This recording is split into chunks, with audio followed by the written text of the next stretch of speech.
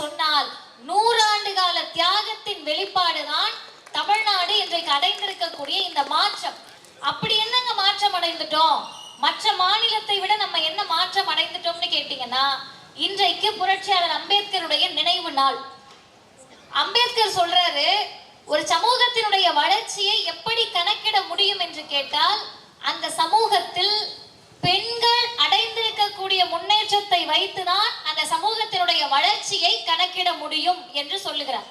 I measure the progress of the community by the progress of the women achieved அப்படின்னு சொல்றாரு. அப்படி பார்த்தோம்னா இன்றைக்கு இந்தியாவிலேயே தமிழ்நாடு என்ற மாநிலம் மட்டும்தான் பெண்களுடைய மகளிருடைய வளர்ச்சியில் முதல் மாநிலமாக இருக்கிறது. காரணம் யாரு? நம்மள பெத்த அப்பா அம்மாவா? பெத்த அப்பா அம்மா நமக்கு நல்ல பேரு கூட வைக்க விரும்பல. பெத்த அம்மா அப்பா நம்மள படிக்கணும்னு விரும்பல. பெத்த அப்பா அம்மா நமக்கு சொத்து இருக்கணும்னு கூட விரும்பல. இங்க இத்தனை அம்மாமார்கள், பாட்டிமார்கள், என்னோட அக்கா வயசுல இருக்கவங்க எல்லாம் உட்கார்ந்து இருக்கீங்க. நீங்க எல்லாரும் எனக்கு பதில் சொல்ல வேணாம், உங்களுக்குள்ளேயே யோசிச்சுக்கோங்க. நமக்கென்று என்ன இருக்கு, பெண்களுக்குன்னு என்ன இருக்கு அப்படின்னு யோசிச்சீங்கன்னா, கடைசியில வீட்டுல நம்ம பெத்த பிள்ளையும் நம்மளை கட்டிக்கிட்டு வந்தவரும் இவங்க கூட நமக்குன்னு பேச மாட்டாங்க. இப்ப நமக்குன்னு என்ன இருக்கு அப்படின்ற கேள்விக்குறிக்கு பதில் சொல்லிய இயக்கம் தான் திராவிடர் இயக்கமும் திராவிட முன்னேற்ற கழகமும். என்ன தெரியுமா பதில் சொன்னாங்க? நீ எல்லாம் பிறக்கிறதுக்கே லாயக்கு இல்லைன்னு நாங்க பெண்களை 100 வருஷத்துக்கு முன்னாடி படிச்சு என்ன கிழிக்க போறீங்கன்னு கேட்டாங்க. வேலைக்கு போனா ஓடி போயிடுவீங்கன்னு சொன்னாங்க. அப்படியே சொன்னாங்க. சொத்து இருந்தா திமிரு பிடிச்சு ஆடுவேன்னு சொன்னாங்க. எப்ப? 100 வருஷத்துக்கு முன்னாடி இருந்து. அப்பதான் பெரியார் சொன்னாரு, தகப்பன் சொத்தில் ஆண்களுக்கு சமமாக பெண்களுக்கும் சொத்தில் உரிமை வேண்டும்னு முதலில் கேட்ட தலைவர் தந்தை பெரியார் தான். பெரியார் கேட்ட போது கலைஞருக்கு வயசு 5. 1924 கலைஞர் பிறந்தாரு. தந்தை பெரியார் சொத்துரிமை கேட்ட தீர்மானம் 29. 5 வயசான குழந்தையாக இருந்த கலைஞர் அதற்கு பிறகு 1953 புரட்சியாளர் அம்பேத்கர் அவர்கள் எப்படியாவது இந்த பெண்களுக்கு சொத்துரிமையை கொடுக்கணும், விவாகரத்து உரிமையை கொடுக்கணும், மறுமண உரிமையை கொடுக்கணும்னு இந்த சட்ட மசோதாவுக்காக மிகப்பெரிய முயற்சி எடுக்கிறாரு. ஆனால் அம்பேத்கரை அன்றைக்கு இருந்த கூட்டம், ஆரிய கூட்டம் பண்ண விடல.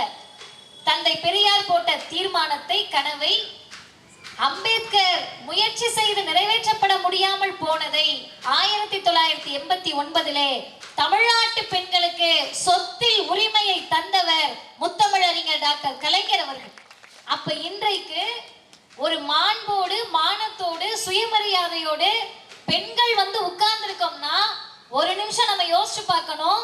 கட்சிகளுக்கு அப்பாற்பட்டு, அரசியலுக்கு அப்பாற்பட்டு நமக்கான பிரதிநிதித்துவத்தை தந்த இயக்கம் திராவிடர் இயக்கம் மட்டும்தான். இன்றைக்கு இத்தனை பேர் போட்டிருக்காங்கல்ல, யாரெல்லாம் வந்திருக்காங்கன்னு சொல்லி அழைப்புதலில். ஒரு காலத்துல பெண்கள் இல்ல, ஆண்கள் நமக்கே, நீங்க உட்கார்ந்து இருக்கக்கூடிய உங்களுக்கே அழைப்புதல்கள் எல்லாம் பேர் இருக்காது. இருக்கிற பேருக்கு பின்னாடிலாம் நீளமான குடுமிகள் இருக்கும். அதெல்லாம் எடுத்துட்டு சாமானிய மக்களுக்கு மேடை அமைத்து உட்காருவதற்கான உரிமையையும் தந்து நம்மை சமன்படுத்திய இயக்கம் திராவிடர் இயக்கமும் திராவிட முன்னேற்ற கழகத்தினுடைய மேடைகளும். அந்த இயக்கத்தினுடைய வாரிசாக அண்ணன் உதயநிதி அவர்கள் இன்னைக்கு இருக்காருன்னா, ஏன் இவரை கொண்டாடணும்னு 2 காரணம் சொல்றேன்னு. முதல் காரணம், மேடையில் வந்திருக்கக்கூடிய இளம் பேச்சாளர்கள் இவங்கெல்லாம் யாரு என்னன்னு அண்ணன் உதயநிதிக்கு தெரியாது. நான் வந்த உடனே அவர்கிட்ட கேட்டேன், என்ன பண்ணிட்டு இருக்கீங்கன்னு கேட்டேன். அவர் என்ன தெரியுமா சொன்னாரு? மிகப்பெரிய அளவில் அவர் தேர்வுக்காக பயிற்சி பெறக்கூடிய ஒரு மாணவர்.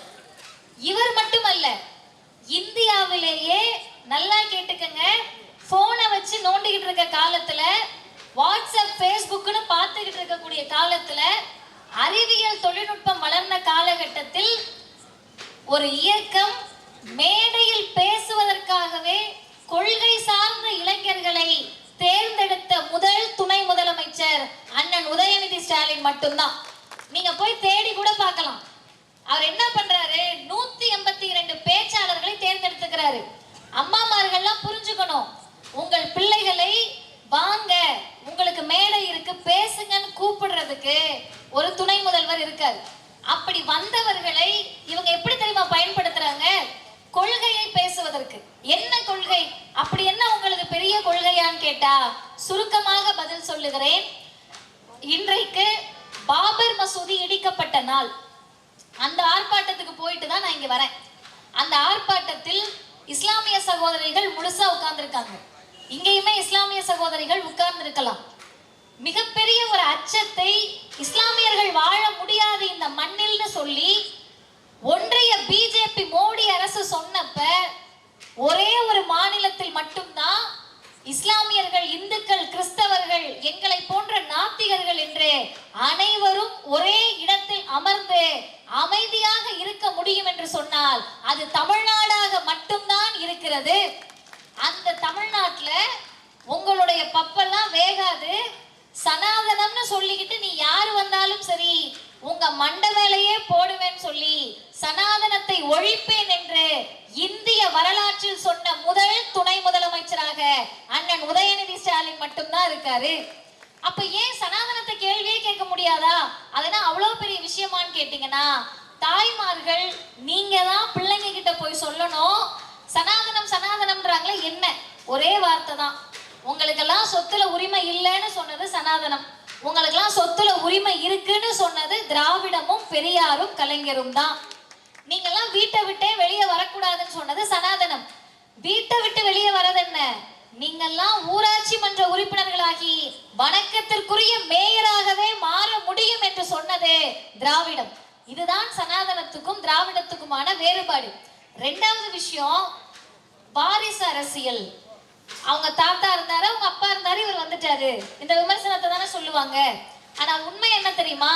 நீங்க எத்தனை பேர் இந்த கூட்டத்துக்கு வந்தோம்னா கவனிச்சீங்கன்னு தெரியல. ஒரு சின்ன பாப்பா நேற்றைக்கு கூட்டத்திலையும் நான் பார்த்தேன். அந்த குழந்தைகளோடு வந்து அமர்ந்திருக்கிறார்கள். அந்த பிள்ளைங்க நம்மளை பார்க்குது. அது அழகா ரெட்டை குடுமி போட்டுட்டு ஒரு பூவை வச்சுக்கிட்டு இவங்க எல்லாத்தையும் இப்படி வரிசையா உட்கார வச்சிருக்கோம்னு சொன்னா, ஆமா, திராவிடர் இயக்கம் திமுக குடும்ப கட்சி அல்ல, பல ஆயிரம் குடும்பங்களினுடைய கட்சியாக தான் தமிழ்நாட்டில் இருக்கிறது என்பதை தான் இப்படிப்பட்ட கூட்டங்கள் நமக்கு நினைவுபடுத்துகிறது. அப்ப அண்ணன் உதயநிதி யாருன்னு கேட்டா, கலைஞரின் பேரன் மட்டுமல்ல, தந்தை பெரியாரின் கொள்கை பேரனாகவும் இருக்கிறார். நம்முடைய முதல்வருடைய கொள்கை வாரிசாகவும் இருக்காருன்னா இவரை ஏன் கொண்டாடணும்?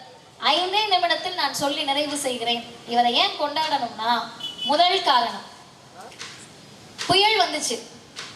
நான் 2 வருடத்திற்கு முன்பு வரை ஆவடியில தான் இருந்தோம். எப்படி சென்னை எல்லாம் இருக்கும்ன்றது உங்க எல்லாருக்கும் தெரியும்.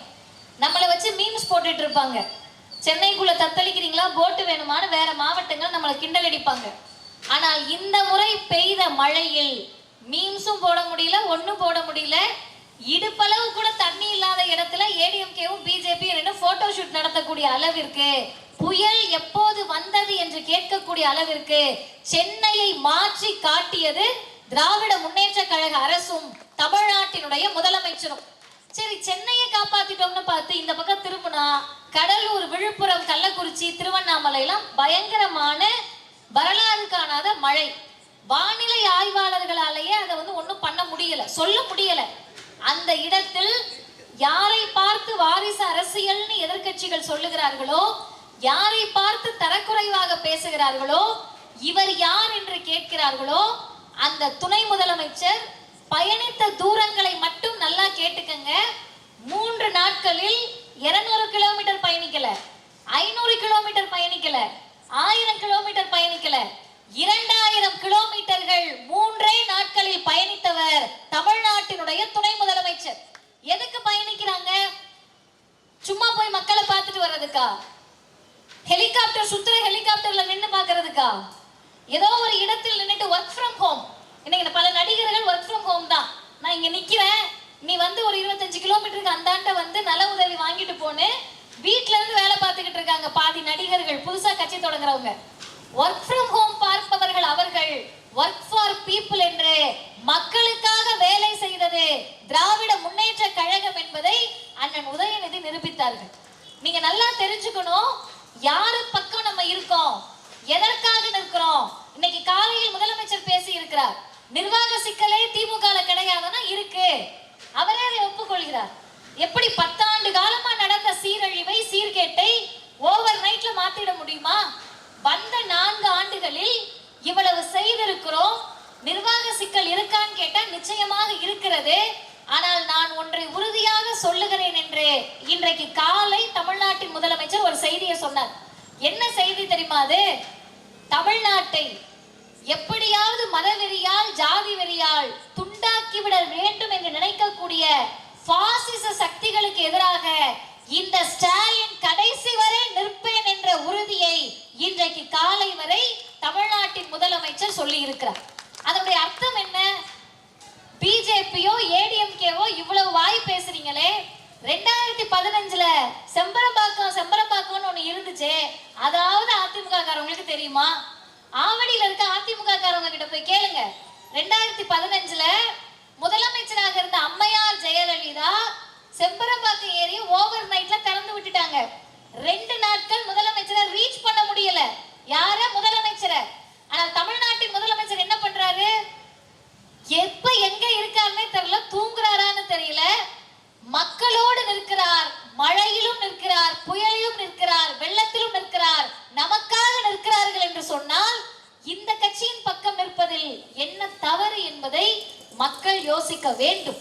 இன்னொருத்தர் இருக்காரு, நான் போற இடத்துல எல்லாம் பிள்ளைங்க கிட்ட கேட்பேன், அதிமுக ஆட்சியில குறிப்பாக எடப்பாடி ஆட்சியில நடந்த சாதனைகளை கூகுளை பார்க்காம ஒரு 20 சாதனையை சொன்னீங்கன்னா 5000 ரூபாய் தரேன்னு. கூகுளை பார்க்காம எப்படி எடப்பாடி ஆட்சியில் இருக்க சாதனையை சொல்ல முடியும்?